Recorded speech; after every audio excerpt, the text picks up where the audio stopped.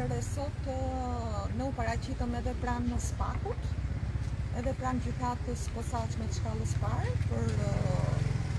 korrupsionin dhe krimin e organizuar, pasi depozituam dy dokumenta përpilluara nga ne. E para ka të bëjë me ankimin që kemi bërë ndaj vendimit të prokurorit të SPAK-ut për mosfillimin e hetimeve, ndaj kallëzimit që kemi bërë ne para disa kohësh,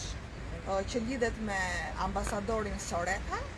dhe me kryetarin e Bashkisë Tiranë Veliaj, të cilët kanë shpërdoruar detyrën dhe kanë ushtruar ndikim të paligjshëm në sistemin gjyqësor. Ne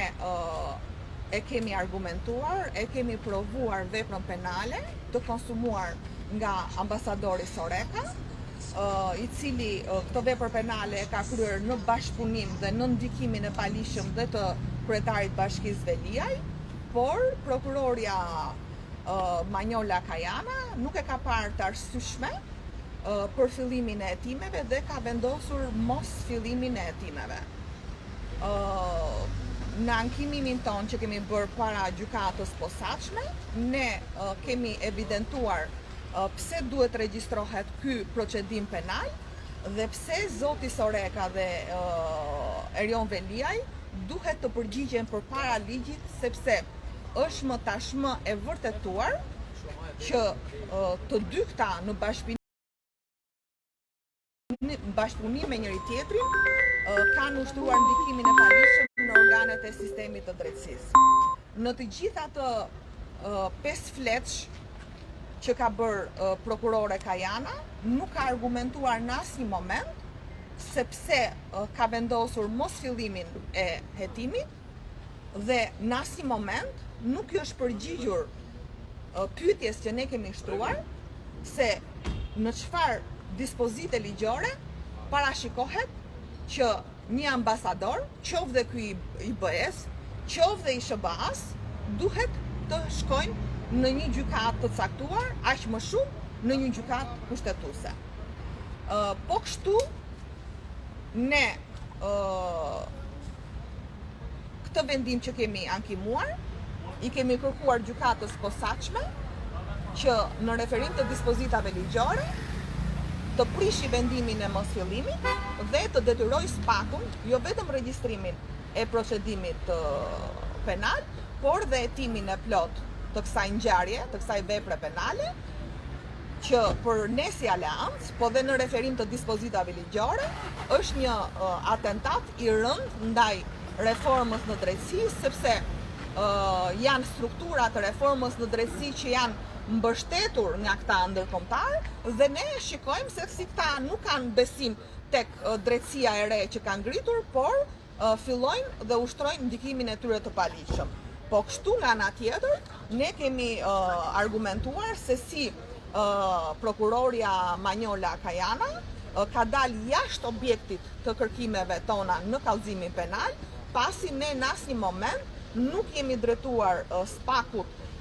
me një kallëzim penal për mos dhënie informacioni, po ne jemi drejtuar SPAK-ut me një kallëzim penal për ushtrimin e ndikimit të paligjshëm dhe kjo është vepra penale. Kështu që të gjitha këto së bashku përbëjnë atë ankimimin ton pranë gjykatës posaçme dhe nisur nga këto veprime, të cilat nga ne konsiderohen veprime penale, veprime në shpërdorim të detyrës, veprime korruptive, ne sot kemi depozituar në SPAK dhe një kallëzim penal ndaj prokurores Manjola Kajana. Prokuroria Manjola Kajana nuk ka arsyetuar dhe nuk ka argumentuar në asnjë moment pse ka vendosur mos fillimin e hetimeve, pse ka devijuar objektin e kallëzimit ton. Ne kemi kallëzuar për një objekt të përcaktuar qartë në dispozita ligjore, që është shpërdorimi i detyrës, ushtrimi i ndikimit paligjshëm dhe korrupsioni. Në një kohë që argumentat e vakta pa bazë ligjore që jep prokurore Kajana lidhen me mosdhënien e informacionit nga gjykata kushtetuese. Ne kemi deklaruar dhe me këtë rast unë do doja ta deklaroja këtu përpara jush që në asnjë moment ne nuk kemi ngritur dyshime ndaj gjykatës kushtetuese, por ne kemi kallëzuar ambasadorin Soreka, sepse siç është vërtetuar, ka bërë një takim të pa protokolluar, ka bërë një takim i cili është jo i paracaktuar siç e kërkojnë dispozitat ligjore, dhe mbi të gjitha ka bërë një takim i cili nuk është bërë publik, por një takim i mbajtur fshet, larg syve të publikut, një takim që siç u evidentua, është bërë pa pranin qoftë edhe të anëtarëve të tjerë të gjykatës kushtetuese, po mbi të gjitha të medias. Kështu që ne e vërtetuam dhe u pranua dhe nga delegacioni, u pranua dhe nga gjykata kushtetuese që takimi është mbajtur i fshet. Nuk dim akoma se për çfarë është diskutuar në këtë takim, dhe në këtë kuadër, meqense nga zoti Soreka u tha që në fokus të diskutimit është reforma në drejtësi, atëherë ne po mendojmë se kjo është me të vërtet, ky është objekti i takimit. Ne do t'i kërkonim zotit Soreka, do t'i të kërkonim zonjës Kim, nëse vazhdon të jetë ambasadore e SBA-s, sepse më thanë që është bërë komandante e forcave të armatosura, nëse vazhdon të jetë ambasadore e SBA-s, nëse vazhdon edhe zoti Soreka që të zbatojnë direktivat e Bashkimit Evropian dhe të SBA-s në lidhje me reformën në drejtësi, të dalin dhe të thonë jo, ju e keni gabim, sepse ne kemi ndikuar në formë pozitive për reformën, të dalin dhe të thonë që Këshilli i Ministrave dhe gjithë institucionet përgjegjëse kanë shkelur ligjin në rastin kur nuk zbatojnë vendimin e gjykatës kushtetuese. Këshilli i Ministrave ka shkelur ligjin dhe kushtetutën kur nxori VKM-n e re të transferimit të truallit, dhe për ne do të jetë një augur shumë i mirë që këta me të vërtet nuk ndikokan si sekser të Edi Ramës dhe të Erion Velis në organet gjyqësore, po këto me të vërtet qënkan pro reformës në drejtësi, gjë që deri tani neve nuk na rezulton. Ne kemi argumentuar në kallëzimin që kemi bërë prokurores Kajana, që nuk ka bërë asnjë veprim më minimal, veprime të cilat duhet të kushtezonin dhe marrjen e vendimit në lidhje me regjistrimin apo me mos fillimin e çështjes. Kush janë këto drejtime që ne i kemi kërkuar? Ka marrë një dokument zonja Kajana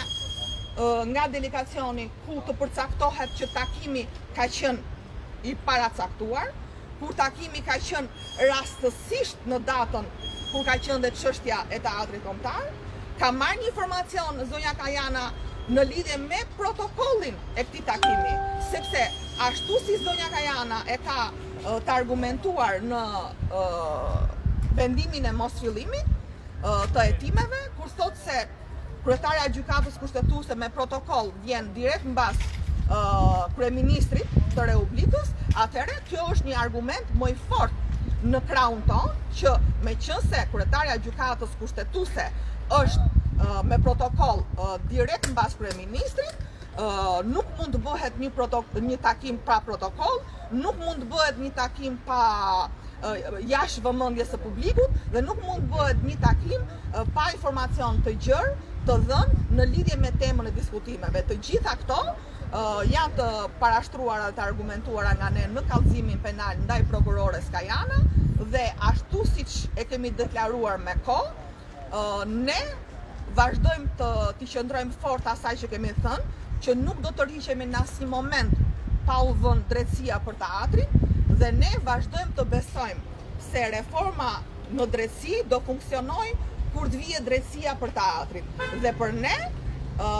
duhet të zbatohet ajo që më tashmë ka ngelur vetëm e shkruar në përmuret e gjykatave, në përmuret e prokurorive, që ligji është i barabartë për të gjithë. Atëherë SPAK-u, gjykata e posaçme duhet ta vërtetojnë me dispozita ligjore që po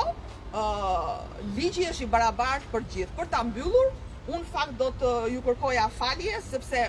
është dhe periudhë pushimesh, dhe mos mendoni që ne nuk kemi gjëra të tjera për të bërë, mos kujtoni se asnjëri nga ne nuk do kishte dëshirë sot ishte në palas apo në Jal, ku janë gjithë udhëheqja, por mbi të gjitha, në fakt, unë do t'i kërkoja ndjes ambasadorëve, sepse më shumë shqetësohen ambasadorët kur vim ne në SPAK dhe kallëzojmë Ramën dhe Veliajn se sa vetë këta të dy. Kështu që unë i bëj thirrje të gjithëve, por në radhë të parë i bëj thirrje 2 ambasadorëve të cilët bëjnë sikur investohen për reformën në drejtësi, por në krahun tjetër në fakt janë pozicionuar dukshëm ndaj atyre që kanë konsumuar vepra kriminale, vepra korruptive dhe të cilat dita ditës po e minojnë reformën në drejtësi. Ne ju garantojmë vetëm një gjë. Ne nuk do tërhiqemi dhe betejë jon do përfundoj kur në sheshin e teatrit të rindertohen 2 godinat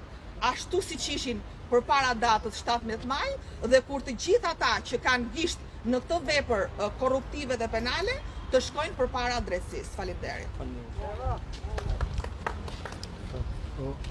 Është një shprehje ujë ku fle, as misfle. Vëshinit që dhe në këto ditë të nxehta gushti, krimi dhe palishmëria vazhdon jetën e vet rehat. Prandaj edhe nuk mund të ketë gjumë për gjithë anëtarët e aleancës për teatrin. Përderisa ne e kemi marrë shumë seriozisht dhe e quajmë si qëllim parsor në jetën tonë, kallzon për rikthimin e teatrit aty dhe ashtu siç ishte. Ju bëj thirrje të gjithëve që në doblën tuaj të bëni sa më shumë veprime të tilla si Aleanca për mbrojtjen e teatrit. Nëse ju do të kallëzonit në SPAK apo kudo gjetë në organet gjyqësore, të gjitha padrejtësitë që vini re çdo ditë, sigurisht që gjendja nuk do të ishte kështu siç është sot. Ta dini, do vazhdoj të bëhet edhe më keq, sepse ky pushtet po bëhet më i fortë, sepse parat që supozoheshin se do të lidheshin për reformën në drejtësi, ju po e shihni që po investohen në forcimin e mjeteve dhe të veglave që të mbajnë në këmbë këtë pushtet, ashtu siç është edhe prokuroria e pandërgjeshme të cilën e kallëzuam sot. Ju falenderoj. Unë kisha vetëm 2 fjalë, kemi thënë gjithmonë, po do ta përsërisim dhe dua të them që edhe se janë pushime dhe udhëheqësit tanë të ndritur bëjnë plazhe ndërkohë që Shqipëria digjet, ne jemi këtu. Ne jemi këtu dhe jemi më të vendosur se kur për ta çuar deri në fund luftën tonë për drejtësi. Dhe sikundra e tha Adriana, ligji është i barabartë për të gjithë. Edhe zoti Soreka është një qytetar dhe ai qytetar ka për një shkelje të rëndë dhe për atë shkelje të rëndë ne e kallëzuam. Këta nuk donin ta fillonin, ne e kemi çuar më tej çështjen dhe kemi kallëzuar edhe prokuroren, sikundër u tha. Por ta flen mendjen që të gjithë që ne nuk do të rriqemi. Kjo çështja e drejtësisë në këtë vend duhet të vendoset një herë mirë, sepse e shikoni se çfarë ndodh, dashur miq, që me një herë, mbasi gjykata kushtetuese mori një vendim pro teatrit kombëtar, ata nxorën një VKM duke e shkelur në mënyrë të dukshme, në mënyrë të evidente, domethënë, shkeljen e kushtetutës, bën një VKM të transferimit të truallit. Prandaj neve jemi më të vendosur për ta çuar deri në fund. Askush, kushdo qoftë, përpara ligjit duhet jetë i barabartë. Ne jemi këtu për të vazhduar luftën dhe lufta jonë do vazhdojë derisa teatri të ndërtohet aty ku ishte, ashtu si ishte. Faleminderit.